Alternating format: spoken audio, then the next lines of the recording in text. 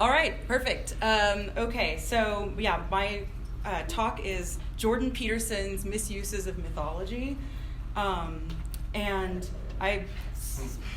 apologies to the fan account that I got this from, but this is a fellow who reviewed the book on YouTube, and he's going to be up there for just a minute while we explain the Jordan Peterson phenomenon for people who are watching that don't necessarily know as much as we all do. My first encounter with Jordan Peterson was through one of his self-help success stories. A college junior named Rich, who credits the best-selling Canadian psychologist with helping him escape nihilism. This is not him, but he was Rich, who clued me into the existence of sort of this whole Jordan Peterson online culture and the hordes of young men who read his books, mostly young men. They say mostly young men in parentheses, because that's his target audience, it seems like, and he has some theories as to why that is. I looked last night. He has 1,517,191 followers on YouTube. So that gives you an idea of his scope. Before Rich encountered Peterson, he had fallen, as many members of his demographic do, into a trap of self-pity and sort of blaming other people for his existential loneliness. But through the process of cleaning his room, he had gained what psychologists call an internal locus of control. That is, a confidence that the ability to improve his situation lay within his power. So there are two facts about Jordan Peterson which are simultaneously true and complicated to reconcile. The first is that he is apparently effective in the arena of self-help. Particularly for those members of his target demographic whose presenting problems can be solved by taking control of their own narratives. The second is that many of his stated positions on political and social issues, for instance, that feminists support the right of Muslims because of our unconscious wish for brutal male domination, for instance, are so profoundly misguided as to spark legitimate concern over the cultish devotion he seems to elicit from his fans. But because the two sides of Peterson's fan base, the inside and the outside, are stationed across what he's called the barricades of the culture wars from each other, discussions that take both of these truths into consideration are rare. For those on the inside of the fandom, the proof of Peterson's efficacy as a healer is self-evident, and anyone who fails to recognize this is guilty of taking him out of context. The context is the feeling that you've been healed. And a cursory glance at the comment threads in many of his YouTube videos reveals that this feeling of having been healed by Peterson is very common. Likewise, for those on the outside, the categorical wrongness of many of his stated positions is self-evident. Some of Peterson's claims are unfalsifiable, and others are shielded by a slippery unwillingness to take a definitive stand. For instance, his Twitter bio declares, "I sometimes post material with which I do not agree," enabling him to do things like link to the work of controversial climate change deniers, like this link from PragerU that he shared back in August. This tactic simultaneously propagates questionable science and shields Peterson from taking responsibility for his actions. Yes. Two moves which seem especially hypocritical, given that he's built his brand on infusing the idea of personal responsibility with an aura of scientism. Peterson has often been accused of misusing science to uphold his claims, and that's what's going on next door, so we'll watch that online later. But it's ultimately not his contributions to academic psychology that are the basis for his popularity.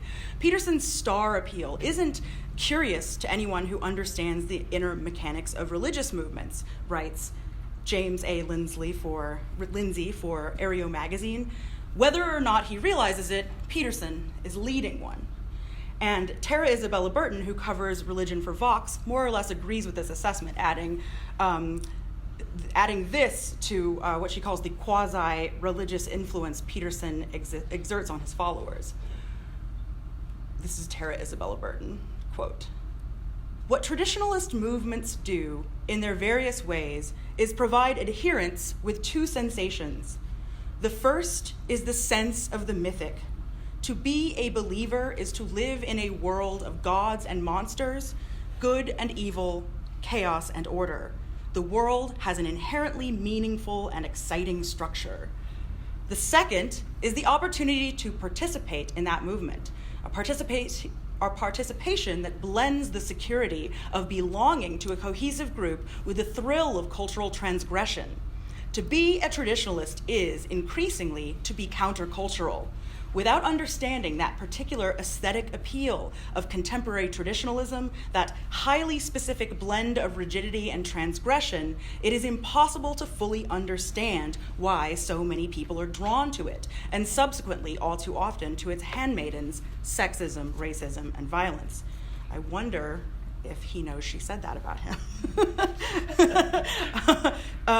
It's easy enough, this is still Tara Burton talking, it's easy enough to dismiss Peterson, as some of his critics have done, as catering to the sexual frustrations and perceived loss of status of usually straight, usually white, usually men. But to do so is dangerous because it overlooks the degree to which Peterson has tapped into something very real, very necessary, and very strong. A legitimate spiritual hunger for meaning that, combined with the eroticized trappings of countercultural transgression, alchemize into a heady intellectual cocktail.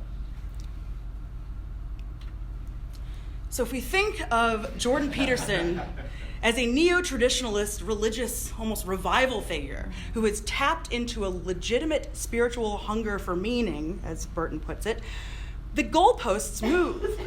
Our task is not simply to use scientific tools to debunk him, although work on that front can be very useful too, but to inspect the very foundations of the stories on which he bases his claims.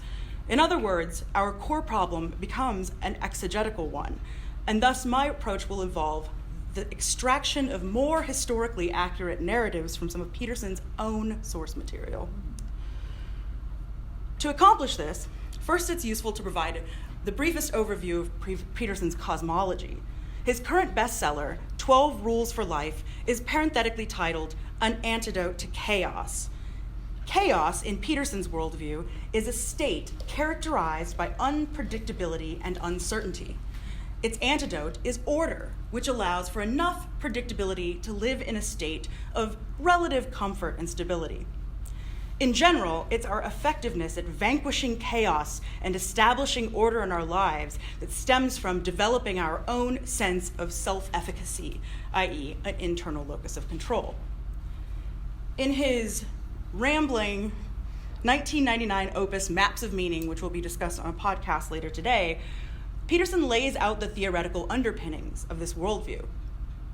Drawing heavily on the works of Carl Jung, Mircea Eliade, and Joseph Campbell, three popularizers of myth who happen to share, according to Robert Elwood, who wrote a book about the three, intellectual roots in the anti-modern pessimism and romanticism that helped give rise to European fascism. Peterson identifies chaos with the primordial serpent of endless potential. Throughout the text, chaos is illustrated as a dragon biting its own tail in the form of the Ouroboros. The dragon of chaos is by its nature ambivalent. This is because anomaly or novelty can be experienced by either of two, what he calls antithetical emotional systems, which Peterson identifies as promise or threat pathways. To illustrate how something that was once threatening can lose its terrifying ambience, Peterson uses the example of fire, which has been rendered largely non-threatening through our ability to modulate our own behavior in its presence, recent uptick in forest fires perhaps notwithstanding. By coming to know that which was previously unknown, we are able to wrest the great potential that lies in the unknown away from the dragon of chaos, who guards this potential like hoarded gold. So this makes sense, right? This makes a lot of sense. There's a certain folk wisdom to this mechanism, especially if we apply it solely within the domain of individual psychology. Things do get a little more complicated when Peterson maps this mechanism onto three primary archetypal characters. The Great Mother, identified with the eternal unknown, creative and destructive nature, source and devourer of all things. The Great Father, identified with consciousness and patriarchal culture. And the archetypal Son, meanwhile, is the eternal knower, who enacts this heroic process which replaces disorder and confusion with clarity and certainty. So here in this diagram, Peterson conceptualizes the Great Mother, the Great Father, and the archetypal Son as concentric disks with the Son in the center, and the Great Mother closest to the edge, which is occupied by chaos. And he actually sees, sometimes blurs the boundaries between the Great Mother and chaos, but he sees her as sort of the emissary of chaos in the world, or the go-between. So in another diagram here, he illustrates the Great Mother as two non-overlapping halves, the destructive and creative mothers. He does this by placing his model illustrating novelty as either promise or threat directly onto the naked body of a 15th century Venus. Now, there's some irony to this choice of this figure, because this Venus, which he borrowed, incidentally, like many of his illustrations from Jung protege Erich Neumann, this Venus appears in a vesica Piscis, the almond shape formed by the overlapping of two circles so that one center is on the other one's circumference, perimeter. But in Peterson's model, the circles of promise and threat do not overlap, suggesting an either-or rather than a possibility of both. In order to get promise out of novelty, you have to eliminate the threat. There's no magical place where there's terrifying horror and awe and all of the things we usually associate with religious feelings. So in his lectures, Peterson argues that mapping the mother, father, and son mechanism of knowing is as old as mammals, because man, woman, parent, and child are what he calls fundamental social cognitive categories and are thus integral to the structure of human experience. Why is the child a son? Peterson isn't sure, but he thinks it can probably be chalked up to evolution. Oh, I need to request access to... What? Oh, dang it. Oh no! Locked out of evolution. Yeah, I'm locked out of my own email. You know what I'm going to do? It is chaos. You know what I'm going to do? I'm going to end this. Just switch accounts real quick, I think. Yeah. Oh man, because it's on my drive and not this drive. But you know, it's a really good video. But I'm on the internet, right? I'm just going to zip in there. Hold on one second. Jordan. Archetype. Devouring Mother. This is worth it. You're going to enjoy this video. Okay, here it is. And it starts at 4:20. Hi, Sarah. 4:20. It does. You know, we're intensely social creatures, and most of what our very distant ancestors, ate like primates back, say, 20 million years ago and forward from that, most of the landscape of reality that those creatures had to deal with was a social landscape, not the natural world, but the social world. And our fundamental categories the fundamental categories of our cognitive capacity seem to be social in their structure. And the categories, as far as I can tell, are male and female, but more specifically, there's something like male, female, and child. But more specifically, the child tends to be a son. Now, I'm not exactly sure why that is, and it does introduce complications into the representation, political complications. But it doesn't matter. As far as I can tell, that's how it is. You see that reflected in Christianity, for example. You have God the Father, male, Mary, the Mother of God, and Christ, the Son. And those are the archetypal categories, as far as I can tell. And I think that's because we evolved those categories as our fundamental representational archetypes, and then we try to fit the world into those categories because that's the categories that we evolved first, and we have to look at the world through those categories. We're cognitively prisoners of our evolutionary history, or beneficiaries of it. That's another way of thinking about it. We're cognitively prisoners of our evolutionary history, or beneficiaries of it. maybe depending on who we are and where relative to a binary of gender. So Peterson finds the ultimate expression of these archetypes in the ancient Babylonian creation myth, Enuma Elish, which he calls a concrete example of the interplay of these personalities. Recorded on 7 tablets in Sumero-Akkadian cuneiform around the 7th century BCE, Enuma Elish is set in a primordial time when neither heaven nor firm earth had been named. The only beings in this universe are Tiamat, the chthonic saltwater dragoness who embodies both ocean and womb, and her consort Apsu, who represents fresh water. The rest of the gods emerge from this primordial union of Apsu and Tiamat. These new gods make a lot of noise, and their rumblings vibrate through Tiamat's great resonant body. And Apsu can't sleep, so he decides to kill them. This plan horrifies Tiamat, whose first impulse as a mother is to protect her children.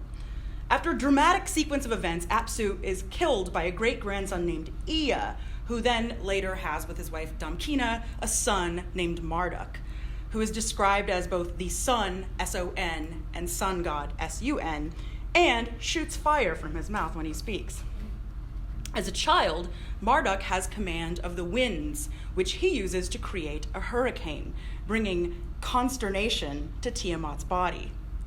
Frustrated and sleep-deprived, I love how these guys are just sleeping on this like cosmic ocean until they wake up and get annoyed and decide to kill each other. The frustrated, sleep-deprived gods encourage Tiamat to rise up against Marduk for sending all these hurricanes on her, and also to avenge the murder of Apsu, which has never been yet dealt with. So this time she complies, and she actually conjures this great army of 11 monsters, and it's like Scorpion Man. They have these like Marvel names. They're all like sea creatures. It's because she's the ocean. Marduk confronts Tiamat, and it's sort of like on the condition that if he defeats her, he will be made ruler over all the gods. The battle scene is graphic, so I'll let Peterson tell it. Marduk fills Tiamat with an evil wind which distends her belly. This is from Maps of Meaning.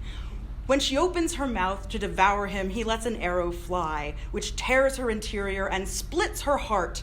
He subdues her, completely casts down her carcass, and stands upon it. His voluntary encounter with the forces of the unknown produce a decisive victory. Having defeated the great mother dragon, Marduk slices her body in half like a dried fish, using it to create the heavens and the earth.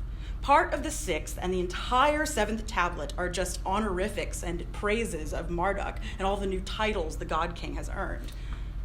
For Peterson, the Enuma Elish maps neatly onto his archetypal cast of characters. Chaos and the Great Mother are conflated in the figure of Tiamat, obviously. Apsu is the Great Father. And because it is the known that protects us from the unknown, when Ea kills Apsu, he inadvertently strips himself of protection, Peterson says, like someone who is ignorantly contemptuous of the importance of tradition. In the absence of patriarchal protection, we are told, the Great Mother is a terrible force. Finally, as the heroic son, Marduk's destruction of Tiamat creates order out of chaos and earns him a rightful spot at the head of the pantheon. So Peterson describes Enuma Elish as one of the archaic theories of creation, which attempts to account for the existence of the world as experienced in totality. Direct quote. Such stories, Peterson believes, have their origin in nothing less than our evolutionary history, as we've seen. While this characterization makes for a very compelling and dramatic image, it's in fact a misleading and inaccurate reading of this particular story, which is not quite as primordial as Peterson imagines it. Although the surviving versions were written down much later, Enuma Elish was probably composed around the 18th century BCE, when civilization, agriculture, and writing had already been established in Mesopotamia for some time. According to translator Alexander Heidel, in the introduction, oh, and here's Apsu slaying Tiamat. According to translator Alexander Heidel, in the introduction of the very volume Peterson cites as his primary source of the myth, the chief purpose of Enuma Elish is not spiritual or even psychological, but political. There can be no doubt that in its present form, Enuma Elish is first and foremost a literary monument in honor of Marduk as the champion of the gods and creator of heaven and earth, Heidel writes. The text's prime object is to offer justifications for Marduk's promotion from a local deity to undisputed ruler of the entire Babylonian pantheon. All of the struggles portrayed in the poem, according to Heidel, are placed there to, quote, enhance the glory of Marduk and justify his claim to sovereignty over all things visible and invisible. The political context of this literary maneuver was an expansion of empire. During the reign of Hammurabi, 1792 to 1750 BCE, famous for having his legal code inscribed in stone, the city-state of Babylon grew in regional power. With it grew the popularity of Marduk, whose power over mankind is invoked in the prologue, or the epilogue of the Code of Hammurabi. Ola Wikander, who translated the Enuma Elish into Swedish, believes unequivocally that the work was authored by a single writer, incorporating elements from earlier myths to fit an agenda, which likely has to do with justifying the transition from a collective rule to monarchy, complete with a new code of how property law was going to relate to each other, and that made women legally subjugated to their husbands. So this transformation is both symbolized and institutionalized by taking Marduk, who's the sort of patron god of Babylon, and putting him at the head of the entire pantheon, because then you can travel anywhere and your god is on top. He's the best. He's the best. In Occidental mythology, which Peterson also cites as a source for maps of meaning, Joseph Campbell draws a parallel between Zeus overthrowing the Titans in Greek mythology with the fate of Apsu and Tiamat. And here's his quote: "Such a mythology represents an actual historical substitution of cult, then it refutes the claims of the earlier theology in favor of the gods and the moral order of the later." Likewise, in a passage not only cited, but also quoted by Peterson, Erich Neumann explains how the later development of patriarchal values and its male deities of the sun and light had the effect of submerging aspects of the Great Mother, which now can only be glimpsed through layers of history covering her image, but cannot be viewed directly. So it's interesting, Peterson acknowledges the discrepancy between Neumann's reading and his own in a footnote, but waves away any significance, declaring that for his purposes, the precise temporal historical relationship of the various deities to one another is of secondary importance, compared to the fact and meaning of their existence as eternal categories of information. In 12 Rules for Life, he elaborates on this dismissive footnote, rather surprisingly conflating the idea that myths have contextual histories with the discredited notion of 19th century Swiss anthropologist Johann Jakob Bachofen, who believed in a progression of societies from the matriarchal Das Mutterrecht to the hedonistic Dionysian and finally the enlightened Apollonian. This oddly chosen straw man is swiftly knocked down, and with it, apparently, the idea that societies change over time, and that myths reflect and sometimes help institutionalize those changes. What remains is Peterson's firm conviction that myths represent, first and foremost, the psychological struggle between consciousness, always symbolically masculine, direct quote, and the terrible mother, the spirit of, this is his quote again, the spirit of careless unconsciousness, tempting the ever-striving spirit of awareness and enlightenment down into the protective womb-like embrace of the underworld. Right? Protective and womb-like, and there's a contradiction in this image. Carelessness juxtaposed with protection. And it seems to indicate a confusion over the nature of what other people are talking about when they mean the underworld. Jung saw the journey to the underworld as a descent to the cave of initiation and secret knowledge, while Neumann compared the fear of the dragon to the male's fear of the female in general. I wonder if Peterson knows Neumann said that 100 years ago.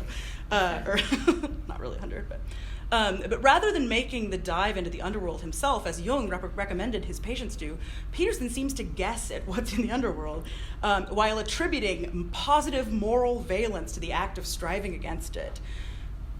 So in summary, even though the propagandistic function of Enuma Elish is uncontroversial and well noted by multiple people he's quoting, including Heidel, Campbell, and Neumann, it only figures in a maps of meaning in the form of a dismissive footnote that misses the point it dismisses. Instead, we get the myth to support preconceived notion about archetypes as eternal categories of imagination, And the evidence for the primacy of those categories comes from the myths themselves, leaving us with a tail-biting bit of circular reasoning that calls to mind his Ouroboros of chaos. Peterson is fond of opening his lectures by saying, New Age people are very creative, but they can't think critically. I can think critically. But an inspection of his handling of myth reveals not only uncritical but quasi-New Age tendencies, defined by Wouter Hanegraaff as a complex of spiritualities no longer embedded in religion but directly in secular culture himself. So like New Age practitioners, Peterson gives individualistic twists to existing symbols and then applies them, and according to Hanegraaff, the popularity of New Age movements is in part a response to the pervasive Western idea that religious faith will eventually be rendered obsolete by science and rationality.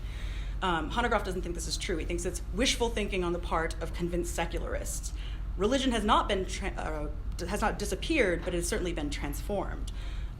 Peterson has, to his credit, recognized the pervasiveness of this flawed narrative and does seem to spend a significant portion of Maps of Meaning attempting to convince an audience which he assumes has no use for mythology of its value. He says, we've lost the mythic universe of the pre-experimental mind. And indeed, it's no doubt in part due to a general ignorance of myth and religious symbolism that Peterson's ideas seem so brilliant to people who've never encountered his source material. But unfortunately, Peterson's cosmology, in which militaristic hierarchies are not only justified but divinely decreed, even when we can trace their political origins, not only fails to address the concrete problems caused by our unconscious systems of valuation, as he put it, it perpetuates and reinforces those systems. Long before Marduk seated himself at the head of the pantheon, the gods and goddesses of ancient Mesopotamia engaged in ecological dramas that ebbed and flowed with the forces of nature. In one annual celebration, the gender-fluid goddess Inanna rescued her consort Tammuz from the underworld, marking the returns of rain and fertility to the soil. In this society, the legitimacy of the monarch was justified not by military might, but by becoming beloved by Inanna, earning the right to be fit for her holy lap. Eco-feminist readings of this myth point to the erotic as an order-bringing aesthetic, acknowledging the role that sexuality and the rhythms of natural processes bring to the creation and maintenance of life. A certain acknowledgement of this dynamic is implicit when Peterson notes that women are nature for men, because they are the force that selects for reproduction. But rather than grappling with the moral implications of that force, he sells stories of subjugating it through dominance and violence, a transgression against the reality of nature with devastating real-world consequences. And I'm almost done. The fire and water imagery of Marduk and Tiamat also lends itself to ecological interpretations. It's not unreasonable to read the hurricanes that Marduk uses to torment Tiamat as literal hurricanes, brought on by the hubris of a powerful child who is ignorant of the consequences of his actions in the natural world. It's here where Peterson's irresponsible tweeting of climate change deniers seems disappointingly consistent with his ideologically rooted misuses of myth. For nature-dependent beings living in the Anthropocene, heroism does not lie in the act of murdering the goddess of the ocean, but to repurpose Peterson's own turn of phrase in learning how to modulate our behavior in her presence. It's not chaos, but our fear and visceral disgust toward the idea of chaos undermining civilization, often stemming from a lack of familiarity with what we fear, that drives us to build prisons, wage wars, and develop weapons which are the literal embodiment of all-consuming fire. Because we can no longer conceptualize the earth and its natural cycles as sacred, we disregard treaties made with indigenous peoples whose lands we've colonized and arrest those who designate themselves water protectors. And I love this because it says that oil, coal, and gas is climate chaos. I mean, it literally is. He's the voice of chaos, projecting chaos onto the other, right? So Peterson's philosophy, while it might inspire motivation at the individual level, is a deadly engine of status quo maintenance and self-justification at the cultural level. It's an ideology which denies it is an ideology, hissing insults and flinging lawsuits at those who challenge its godlike powers of complacency. All of that said, I don't believe everyone who's found himself helped by Peterson's fatherly counsel is totally deluded, at least not insurmountably. There is value in standing up straight with your shoulders back. It just doesn't have very much to do with mating habits of lobsters and so forth. The cult of capitalism dictates that competition is hardwired into us to the exclusion of other virtues, but there is also evidence that our ability to share and cooperate has played a formative role in our evolutionary development. My friend Rich got what he needed out of Jordan Peterson and moved on, as so many of us do from the things that we found insightful as young people. Despite these many wrong-headed conclusions, Peterson has managed to get a rapt audience of mostly young, mostly men, interested in the possibilities that religion and mythology have to offer, making staunch atheists like Sam Harris look dull and unimaginative by comparison. So my hope for this presentation is that it will reach some of these mostly young, mostly men who are newly intrigued by the power of myth, and then encourage them to take that interest deeper than Peterson himself has ever gone. We might not have very much time for a discussion because I went kind of long, but yeah. Okay, so something that I think is really relevant here is the Freudian mythology of the primal father. Because I feel like what's really cool about that is that it kind of rewrites, like, what is this primal chaos? It's not actually, the mother, there's a whole other thing going on with that, right? Yeah. But what's so super interesting about the way Freud approaches it is that, in Sort of in Taboo, is that this idea of the male sexual drive, the male libido, which is like actually doing exactly what you're talking about Peterson and with like Marduk and everything, of like trying to control women sexually to like, like the sort of sexual conquest thing. And the idea of the sort of like hypothetical primal father who is more powerful than all the other ones, right? This like ultimate phallic signifier, very much like that sort of, like Marduk, the highest of gods or whatever, right?